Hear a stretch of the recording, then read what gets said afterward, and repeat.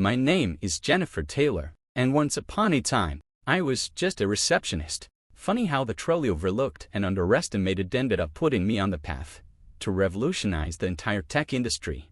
For 3 years, I sat behind the front desk at Taylor Technologies, my father's software company. With a computer science degree from MIT, it wasn't exactly the career trajectory I envisioned, but Dad had his reasons. "You need to learn humility, Kay," he told me when I asked for a development role, starting from the bottom build character.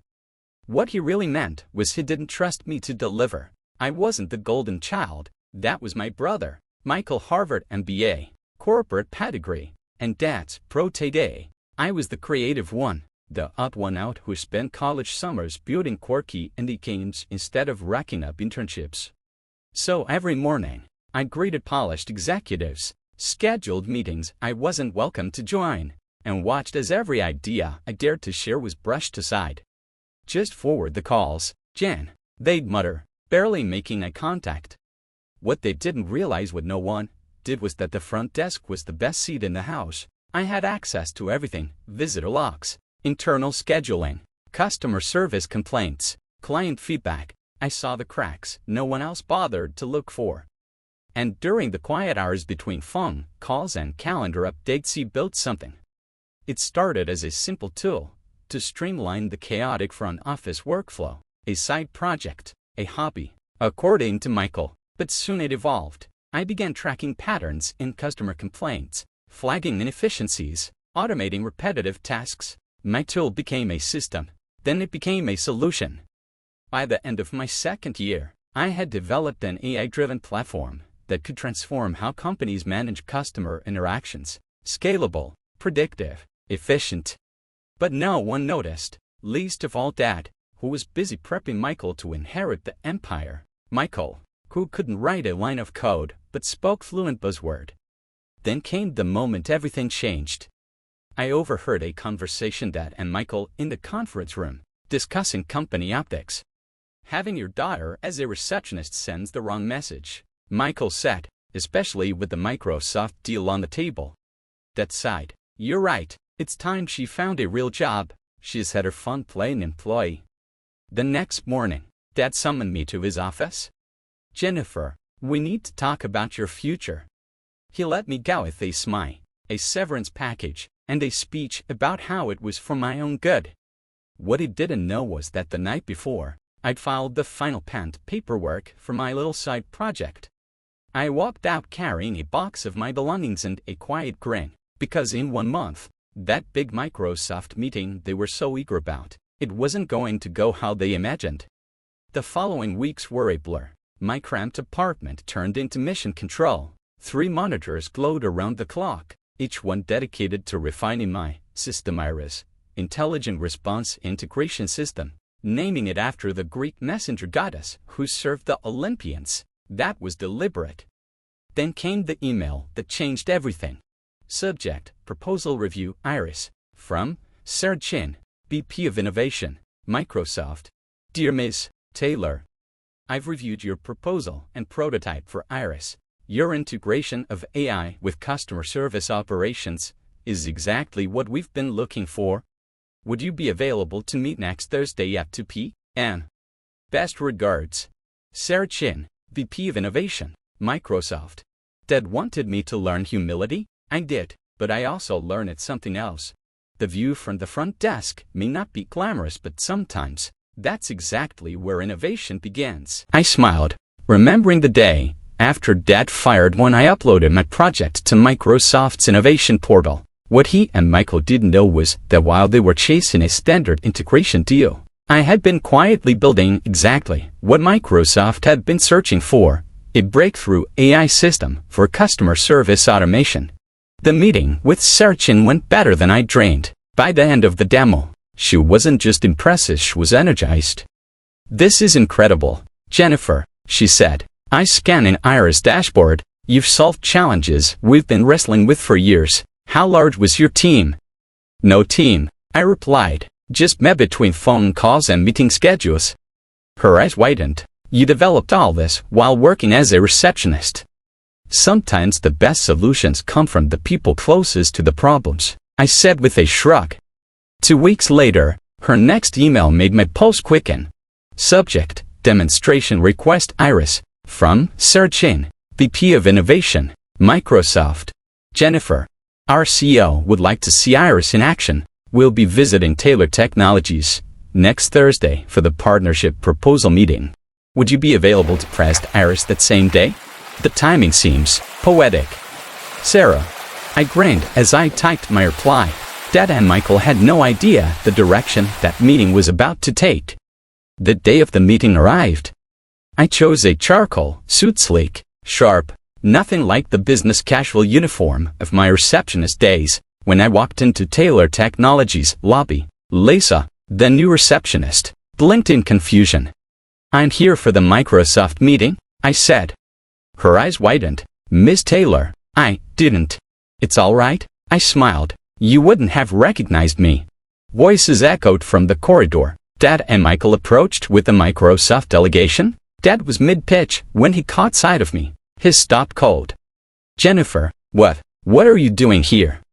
Before I could speak, Microsoft CEO stepped forward, offering his hand.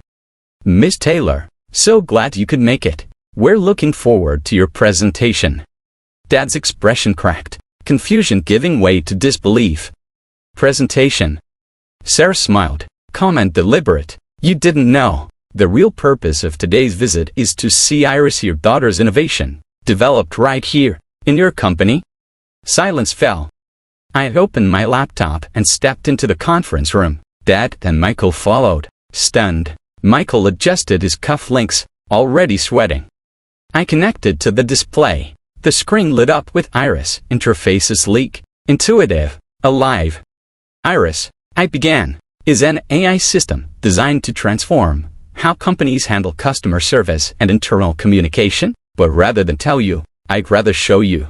I walked them through the platform, predictive analytics, intelligent routing, real-time customer feedback synthesis. I spent 3 years watching our systems from the front desk, seeing what no one else saw. The gaps, the patterns, the pain points. The Microsoft CEO leaned in, fully engaged, and this is based on Taylor Technologies' own customer data. I nodded. 3 months of archived data. Iris reduced response times by 70%, increased customer satisfaction by 85%. Michael scoffed. You didn't have access to our internal metrics. I turned to him. Every call, every complaint, every minor issue came through me. I didn't just see the data, I lived it. Sarah glanced at her tablet. Our tests confirmed it. We ran Iris in our simulation environment. The performance was unheard of. Dad finally found his voice. You built this while answering phones. During lunch breaks, while waiting for meetings to end, those times you thought I was just messing around on my computer. I was building something real. I let the silence stretch. It's amazing what you can create when no one's watching. Then the Microsoft CEO stood, his tone final. Miss Taylor, we've seen enough. He slid a folder across the table. I opened it and my breath caught. Microsoft was offering $120 million to acquire Iris, and a personal contract, head of AI innovation, reporting directly to the CEO. The room exploded.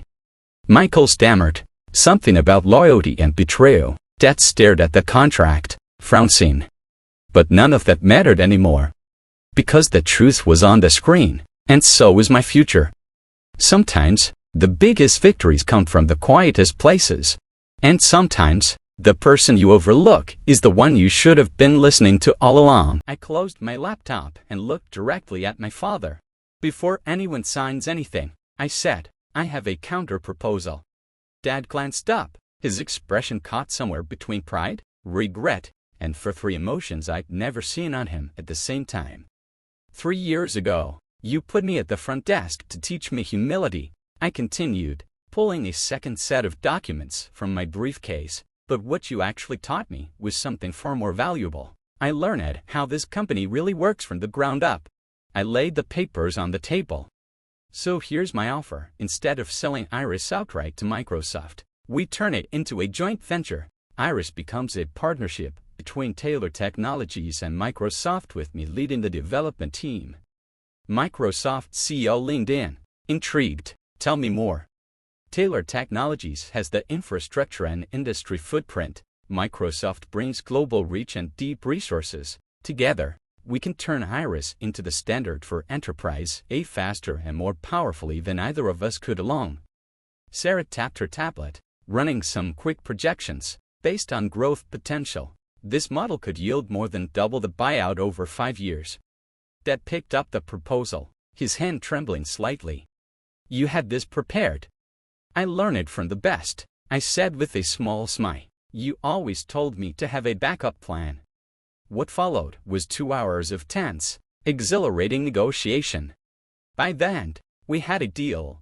Iris would become a joint venture. Taylor Technologies and Microsoft would each hold 40%, and I would retain 20%, along with the title of Chief Innovation Officer.